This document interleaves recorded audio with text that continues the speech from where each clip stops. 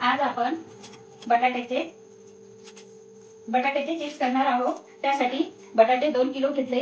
आता त्याचे छिलटे काढून घेऊन नंतर आपण पाण्याने स्वच्छ धुवून त्याचे चिप्स पाडून घेणार आहे। साल काढून झालेली आहे। आता चिप्स पाडून घेत आहे।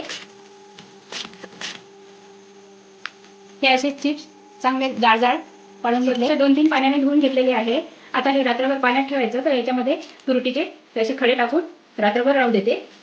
याच्यावरती झाकण ठेवते।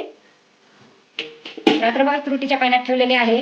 तर दुसऱ्या पाण्याने एका धुवून घेते आणि उकळीच्या पाण्याने वाफून घेते। नंतर मग मी वाळवते। चिप्ससाठी गरम पाणी ठेवलेलं आहे। तर याच्यामध्ये मीठ टाकून घेत आहे।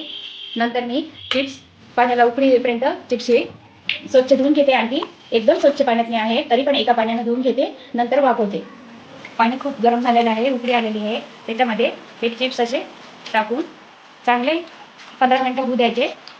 15 मिनिटं शिजून घ्यायचे।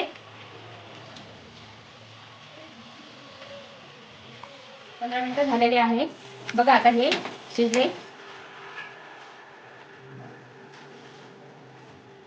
हे छान झालेले आहे। आता आपण या चाळणीमध्ये असे काढून घेऊ। असे चाळणीतले थोडेसे झरू देऊ। नंतर मग उन्हामध्ये किंवा सावलीतून सुकून घ्यायचे आहे। अर्धा म्हणून असे टाकते। थोडे थंड झाले की एक करते।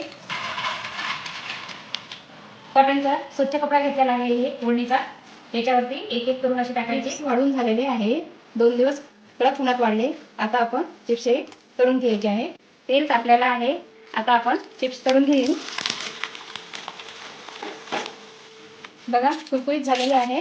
तुम्हाला जर रेसिपी आवडली असेल तर तुम्ही पण ट्राय करून बघा आणि व्हिडिओला लाईक शेअर नक्की करा।